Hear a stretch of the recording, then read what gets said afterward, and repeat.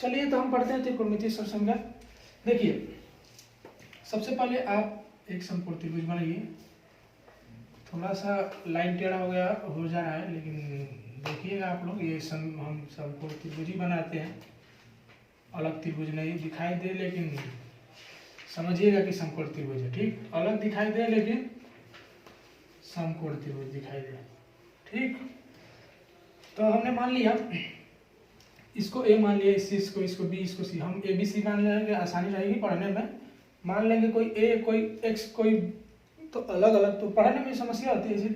और ये इसको डायरेक्ट हम लोग या मतलब शुरू से पढ़े A B C A B C A B C, इसीलिए ए बी सी पढ़ने में आसानी होती है, इसीलिए इसको लिखा जाता है। ठीक, तो हमको पढ़ना है त्रिकोणमितीय सरसंख्या। देखिए तो सरसंख्या हमने पहले भी बताया कि सरसंख्या की सामान्यता समझिए, क्योंकि एक सूत्र है तो हमको सूत्र की स्थापना करना है। तो देखिए कैसे करते हैं हम। सबसे पहले इसमें हम निकाल लेते किसी भी ऐसी एंगल को लेकर के हम त्रिकोणमितीय अनुपात। देखिए तो ये हम पढ़े हैं sine A, sine A angle, इसको हम लेकर चल रहे हैं। तो जब साइन ए इसको एंगल मानेंगे तो ये लंब, आधार, ये कर्ण। ये कौन सा हो गया? लंब। ये हो गया, ये तो पहले फिक्स रहता है कर्ण, और ये जो हो गया आधार। ठीक, इसको एंगल माने तो, अगर इसको मानेंगे तो ये लंब हो जाएगा, ये आधार हो जाएगा, चेंज हो जाएगा। लेकिन हम एंगल ए को मानकर चले, साइन ए बराबर। ठीक, तो साइन ए बराबर क्या होता है? लंब बटा कर्ण। तो लंब देखिए क्या है? बी सी, हम लिखेंगे ना ये पूरा। कर्ण क्या है? ए सी। कॉस ए बराबर आधार बटा कर्ण, आधार क्या है? ए बी, कर्ण क्या है? ए सी। देखिए tan ए बराबर, tan बराबर होता है लंब बटा आधार। तो लंब क्या है? A B, sorry B C, और आधार क्या है? A B. उसी प्रकार कॉट ए, आधार बटा लंब यानी ए बी बटा बी सी। उसी प्रकार सेक ए बराबर कर्ण बटा आधार यानी ए सी अपन ए बी। उसी प्रकार कौशिक ए बराबर कर्ण बटा लंब यानी कि ए सी अपन बी सी। ठीक, ये हम किस लिए निकाले अभी समझ में आ जाएगा कि इसकी क्या जरूरत है। ठीक ठीक, पहले हम इतना निकाल लिए, या हम इधर से भी पहले हल करके भी निकालते, वही बात होती, लेकिन हमको इसकी जरूरत थी तो हम पहले निकाल दिए। आप और इधर हल करेंगे आप, उसके बाद भी आप कर सकते हैं। ठीक, देखिए हमको सूत्र स्थापित करना है त्रिकोणमितीय, मतलब ट्रिग्नोमेट्रिक, यानी कि त्रिकोणमितीय, यानी इसके साइन कॉस टैन, इसे यही ना पढ़ रहे हैं त्रिकोणमिति में, sine cos tan cot sec cosec, यही सब पढ़ रहे हैं। इनके बीच में सरसमीका को हमको स्थापित करना है। ठीक, तो वही हम कर रहे हैं। देखिए लिखेंगे कि समकोण त्रिभुज, समकोण त्रिभुज ए बी सी,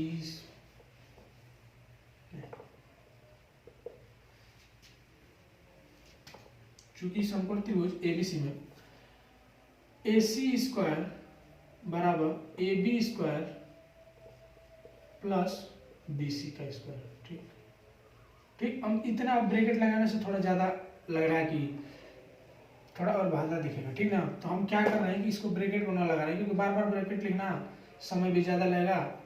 हम ऐसे ही डायरेक्ट लेंगे, तो इसका मतलब यह नहीं समझेगा कि सी का स्क्वायर, इस पूरे का स्क्वायर। चलिए हम उतना वैसे लिख देंगे, समझ में आएगा तो गड़बड़ हो जाएगा। ए सी का स्क्वायर बराबर ए बी का स्क्वायर प्लस बी सी का स्क्वायर। समझ में आ रहा होगा? कैसे नहीं समझ में आ रहा होती है तो लिख दीजिएगा। पाइथागोरस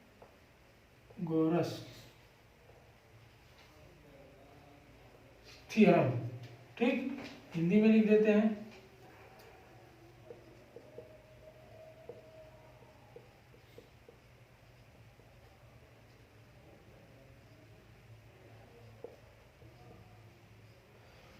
से ठीक, ये पाइथागोरस प्रमेय से। देखिए कर्ण का वर्ग बराबर शेष दो भुजाओं के लंब योग, शेष दो भुजाओं के वर्ग के योग के बराबर होता है। कर्ण का वर्ग तो ये कौन हो गया AC, ये आधार, इसको लंब। अब इसको इधर करेंगे इधर करें, बात तो वही होगी, क्योंकि इधर करेंगे प्लस ही कर रहे हैं, घटा तो नहीं, घटाएंगे तभी बात वही होगी, क्योंकि लेकिन घटाएंगे तो चिन्ह बदल सकता है, लेकिन घटाना तो हमको है नहीं, प्लस ही करना है, तो चाहे इसको पहले लिखे चाहे इसको करना है लिखे, बात तो वही होगी, ठीक ना। आप लोग पहले BC लिख लेंगे, उसके बाद प्लस है, उससे कोई मतलब नहीं, ठीक ना, क्योंकि इसमें ऐड किया जा रहा है। तो हम पहले 3 में 2 को जोड़े या 2 में 3 को जोड़े, बात तो 5 ही आने वाला है उसके बाद। चलिए, तो इतना हो गया, हम लिख लेते हैं इसको समीकरण 1, ठीक। हमको सूत्र की स्थापना करना है, और देखिए इसमें ज़्यादा सोचने वाली बात नहीं, ठीक ना। हमको देखिए BC अपन AC, AB upon AC, BC अपन AB, मतलब कहने का सेंस क्या है, साइन ए, कॉस ए, टाइन ए, जो मान निकाला गया है वो सब अनुपात के रूप में आ रहा है। तो ये तो सिंपल सिंपल दिखाई दे रहा है, ऐसे ही दिखाई दे रहा है, ये तो कहाँ कहीं अनुपात हो ही नहीं, तो हमको अनुपात के रूप में बनाना है। पहले इसको क्यों बनाना है, इधर देख लीजिए, इसीलिए हम पहले लिखें कि समझ में आए करना क्या। देखिए ये दोनों सब लोग अनुपात में है, लेकिन ये कह रहा है कि हम अनुपात में है ही नहीं, हमको पहले अनुपात में बनाइए। तो ये कह रहे हैं कि हमको अनुपात में बनाइए, तो चलिए हम बनाते हैं इनको अनुपात में। तो अब अनुपात में बनाने के लिए किसी एक से हम भाग देंगे, किसी एक से भाग देंगे, मतलब कहने का सेंस क्या है कि इसमें से किसी एक से पहले भाग दीजिए, ठीक। तो किसी एक से भाग देते हैं पहले, इसी को भाग दे देते हैं पहले, समीकरण लिख देते हैं, समीकरण 1 में AC स्क्वायर से भाग देने पर,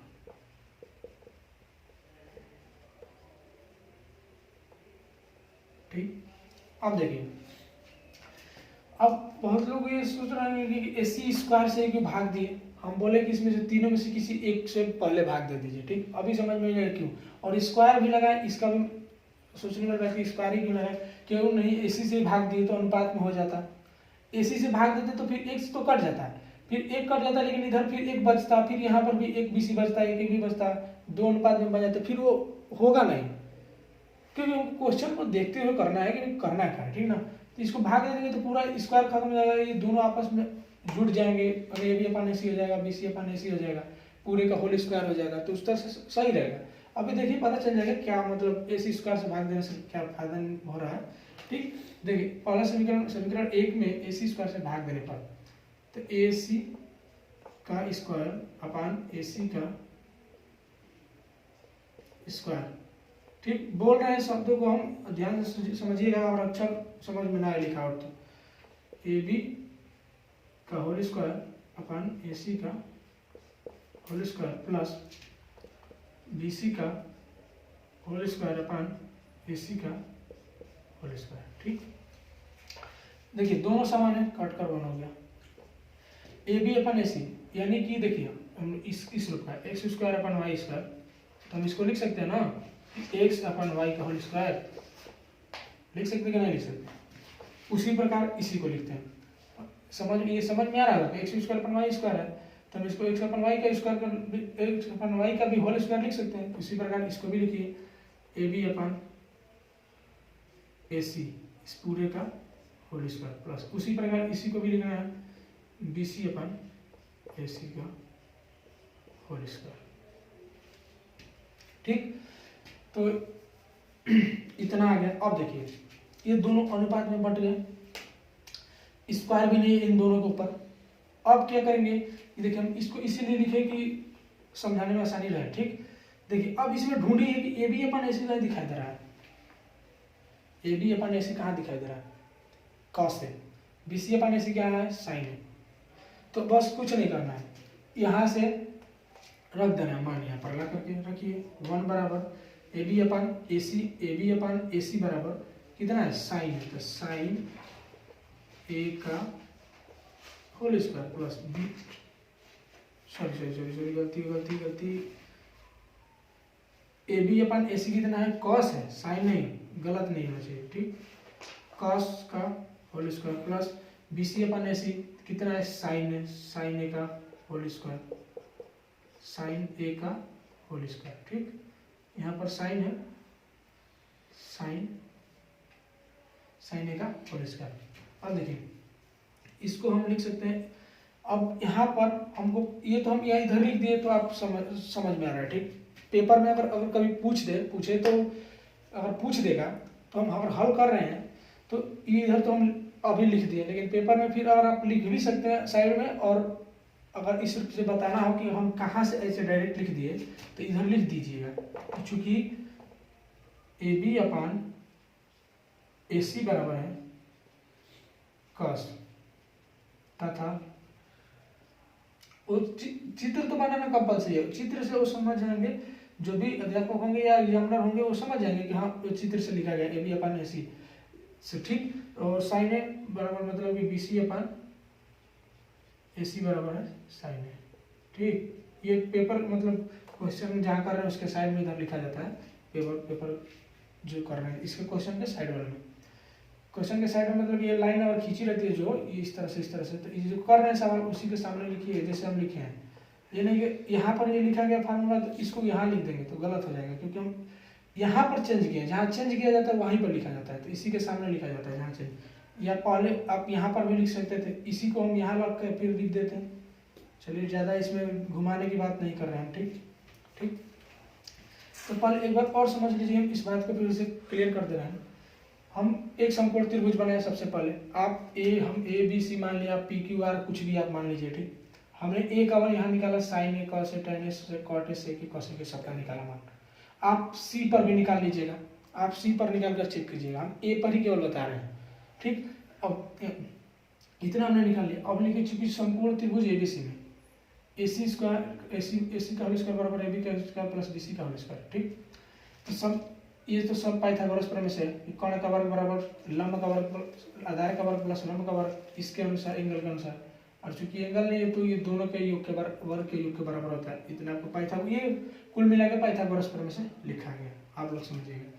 समीकरण 1 में ए सी स्क्वायर से हमने भाग दिया, किसी हमने बोला किसी एक से भाग दिए, तो पहले हम ए सी से भाग दिए कि देखते हैं क्या बनता है, तो ए सी का होल स्क्वायर से हम भाग दिए, इसमें ए सी स्क्वायर अपन ए सी का होल स्क्वायर इसमें भाग देंगे, उतना सबसे भाग दिए, ये कट गया 1 हो गया। ये इसको इस प्रकार से जैसे हम बता रहे हैं कि x square upon y square है, तो इसको हम एक्स बाई वाई का होल स्क्वायर भी लिख सकते हैं, उसी प्रकार इसको हमने तोड़ दिया। अब देखिए हम इसके यहाँ पर से लिख दिए, तो इसी से हमने तुलना करके लिखा कि A B upon A C का मान कितना आ रहा है कॉस है, बी सी अपन ए सी का मान कितना है साइन है, तो उसी को लिख दिया हम। अब देखिए इसका जो तोड़ेंगे तो कितना हो जाएगा कॉस स्क्वायर ए प्लस साइन स्क्वायर ए, तो देखिए एक फार्मूला बन गया, ठीक। ये यहाँ पर स्क्वायर है,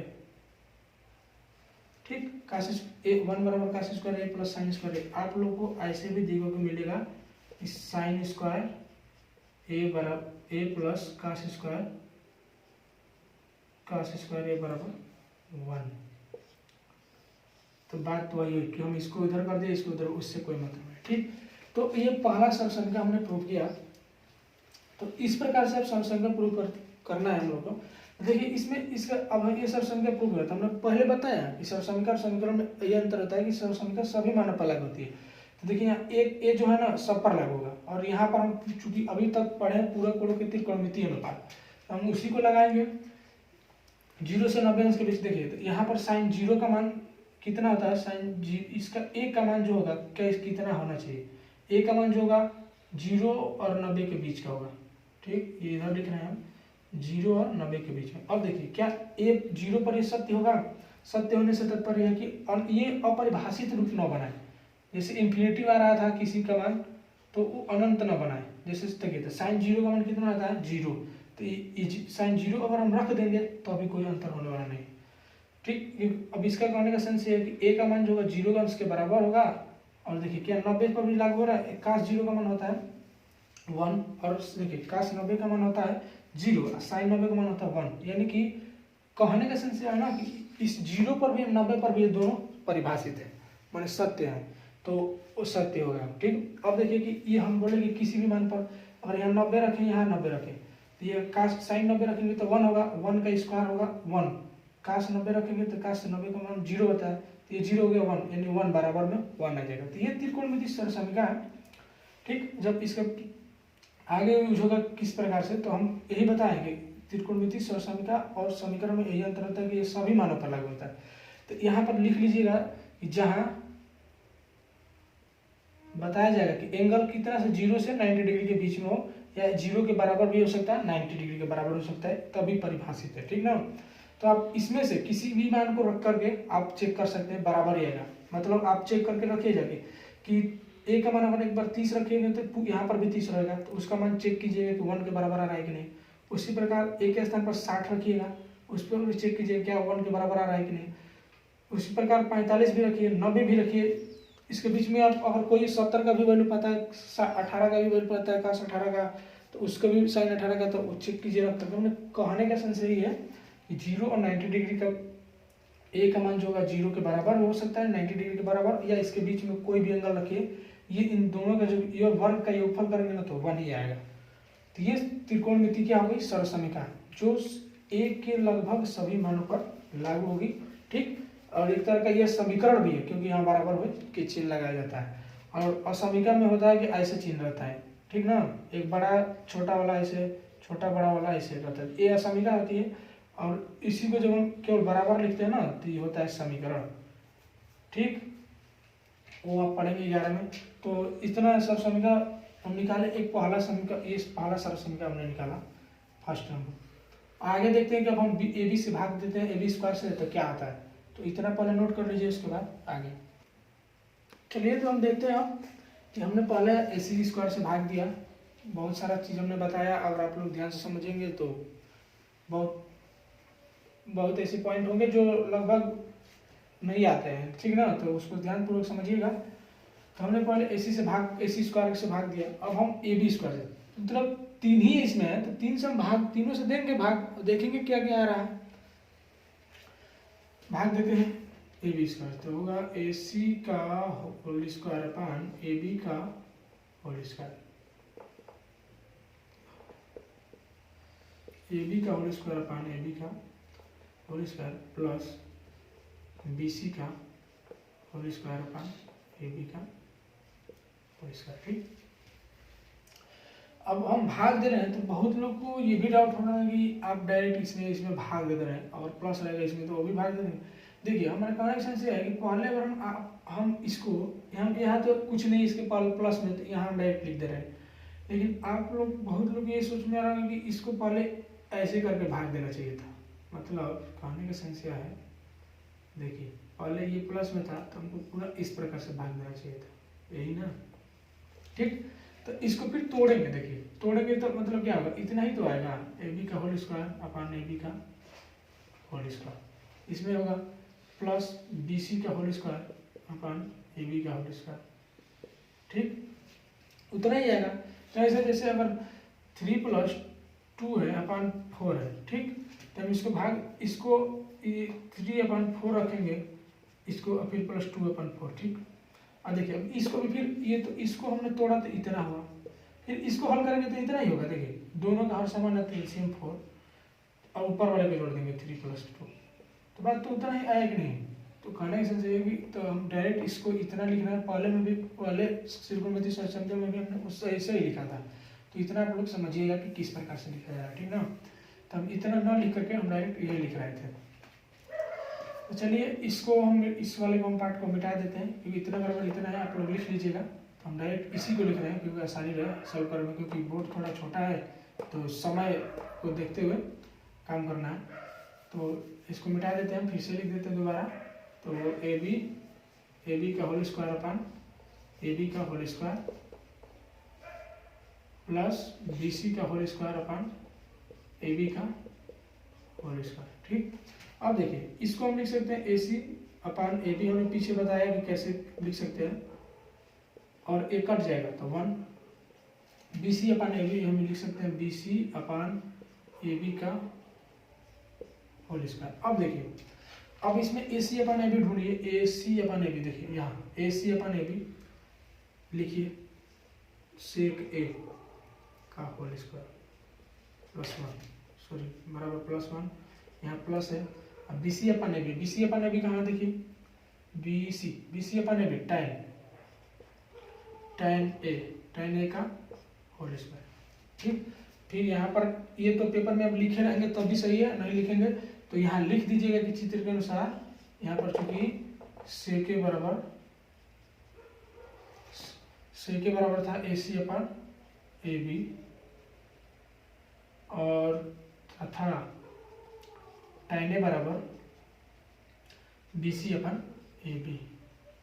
ठीक, इतना लिख देंगे तभी समझ में आएगा। हाँ, ये कहाँ से आप डायरेक्ट लिख देंगे तो पता चला कैसे, यहाँ पर लिख दिया जाता है, इसीलिए समझ में आ जाएगा हाँ इससे यह लिया गया, लिखा गया।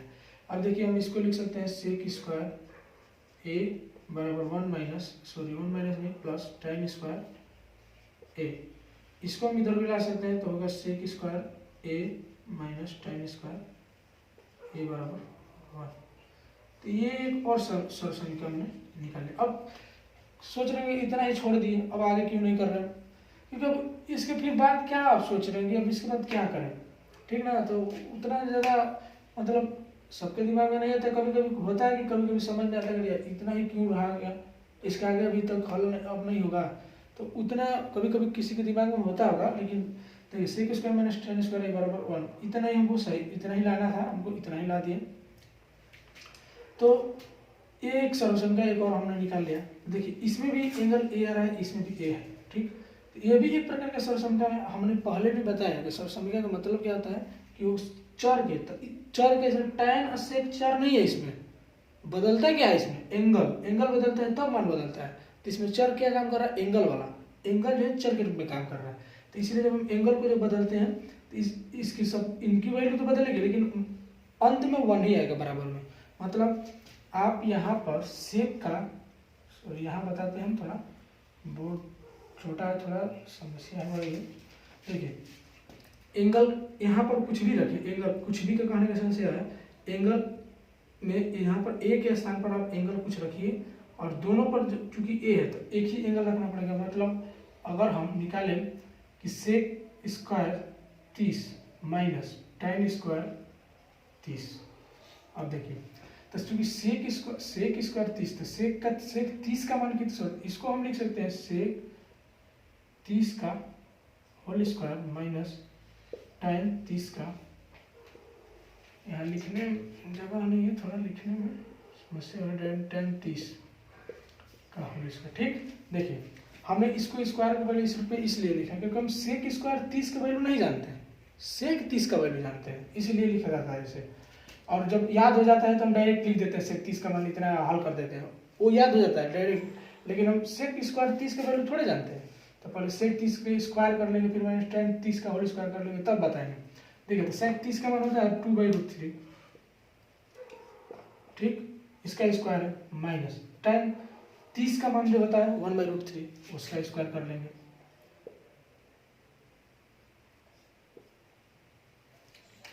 ठीक, तो कुछ गलत हो रहा है क्या, नहीं, ठीक है, स्क्वायर कर लिया। ठीक, अब देखिए अब यहाँ थोड़ा जगह हो नहीं है, लेकिन देखिए हम करते हैं। हाँ देखिए अब इसका स्क्वायर करेंगे तो होगा 4/3, √3 का स्क्वायर 3, 2 का 4 माइनस 1 का स्क्वायर 1, √3 का 3।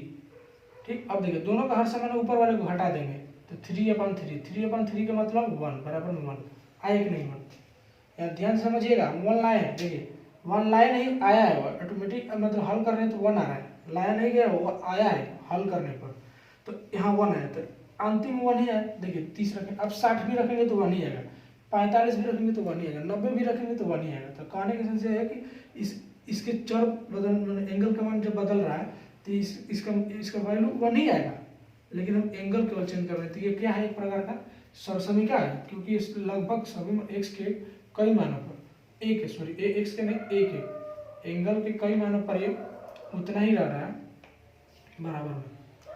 ठीक ना, हमने बताया पीछे कि त्रिकोण संख्या और त्रिकोण समीकरण में क्या अंतर है, आप देखेंगे वीडियो तो समझ में आ जाएगा। तो इतना हमने बता दिया। अब इसमें भी चेक कर सकते हैं कि एंगल ए का जो मान होगा 0 अंश पर लागू हो रहा है कि नहीं। देखिए तो सेक जो 0 अंश का मान होता है वो होता है 1, सेक 0 अंश का मान, तो ये 0 अंश के बराबर हो सकता है। tan, अब देखिए tan 0 अंश पर कितना होता है, tan 0 अंश का मान भी 0 होता है, सेक 0 अंश का मान भी, सेक 0 अंश का मान 1 और tan 0 अंश का मान 0। तो ये ए पर तो लागू हो जा रहा है, माने ए का मान हम 0 रखें तो कोई प्रॉब्लम नहीं हो रहा है, कोई इनफाइनाइट नहीं बन रहा है। लेकिन अगर हम ये तो पहले 90 और एक जीरो के बीच में रहता है पक्का। अब बराबर होगा कि नहीं अब हमको ये देखना है। अब लेकिन सेक 90 रखेंगे तो सेक 90 की जो वैल्यू होती है ना इन्फिनाइट होती है, मतलब अनंत। सेक इन्फिनाइट की जो वैल्यू होती है, सॉरी सेक इन्फिनाइट नहीं, सेक 90 की जो वैल्यू होती है इन्फिनाइट यानी अनंत होती है। उसी प्रकार tan tan का जो होता है tan 90 का मान जो होता है वो भी इन्फिनाइट यानी अनंत होता है। इसका मतलब ए की जो वैल्यू यहाँ 90 डिग्री में परिभाषित नहीं है, तो इसलिए हम यहाँ बराबर नहीं लिखेंगे। ठीक, बराबर को नहीं लिख रहे हैं। ठीक, तो यहाँ पर ए का मान कितना होगा, 0 अंश के बराबर या इससे बड़ा या 90 से छोटा, लेकिन 90 के बराबर नहीं, क्योंकि हम यहाँ बराबर का चिन्ह नहीं लिख रहे हैं। ठीक, तो यहाँ लिख लीजिएगा जहाँ एक बार इतना इस प्रकार से, मतलब यहाँ समझ में आना चाहिए एक एंगल ए का मान 0 अंश के बराबर या बड़ा 90 अंश से छोटा। ठीक, तो ये था दूसरा त्रिकोणमितीय सॉल्यूशन का। अब हम देखते हैं कि बीसी स्क्वायर से भाग देते हैं तो क्या आता है। चलिए, तो अब हम देखते हैं कि AC स्क्वायर से भाग दे दिए, AB स्क्वायर से भाग दे दिए। अब हम बचा क्या है, इसमें एक ही बचा है BC स्क्वायर, इससे भी भाग दे देते हैं। तो चलिए भाग देते हैं। तो समीकरण 1 में BC स्क्वायर से भाग देने पर, तो लिख लिए हम पहले, और भाग देते हैं AC का होल स्क्वायर अपान BC का होल स्क्वायर बराबर AB का होल स्क्वायर अपान BC का होल स्क्वायर प्लस BC का होल स्क्वायर अपान BC का होल स्क्वायर। ठीक, अब देखिए AC का होल स्क्वायर अपन BC का होल स्क्वायर, इसको चेंज कर सकते हैं हम इस प्रकार से, AC अपन BC का होल स्क्वायर। इसको लिख सकते हैं हम AB अपन AC का, सॉरी AB AC नहीं है, BC का होल स्क्वायर प्लस यहाँ पर 1।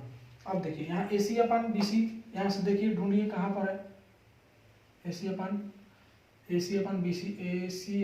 BC देखिए यहाँ पर है कॉसेक, इसको हम लिख सकते हैं कॉसेक A इसका होल स्क्वायर बराबर AB अपन BC कहाँ देखिए, AB अपन BC देखिए यहाँ कॉट है, तो रखिए यहाँ पर कॉट A का होल स्क्वायर प्लस 1। अब देखिए इसका हम लिख सकते हैं इसको ऐसे कॉसेक A का होल स्क्वायर, मतलब कॉसेक A का होल स्क्वायर। चलिए, तो देखिए कॉसेक, तो इसको हम लिख सकते हो कॉसेक स्क्वायर A बराबर, इसको लिख सकते हैं कॉट स्क्वायर A प्लस 1। तो इसको हम अब इसको इधर पक्षांतर कर देते हैं एक तरफ, cos square A minus cot square A बराबर 1। ठीक, तो ये एक और सॉल्यूशन का हमको प्राप्त हो गया। ठीक, तो जिस प्रकार से पीछे हमने बताया कि A का मान चेंज करेंगे तो उतना ही आएगा, उसी प्रकार इसमें भी होगा। ठीक ना, तो हम डायरेक्ट बता रहे हैं कि इसका A का मान अब 0 से 90 अंश के बीच में क्या 0 और 90 पर परिभाषित होगा।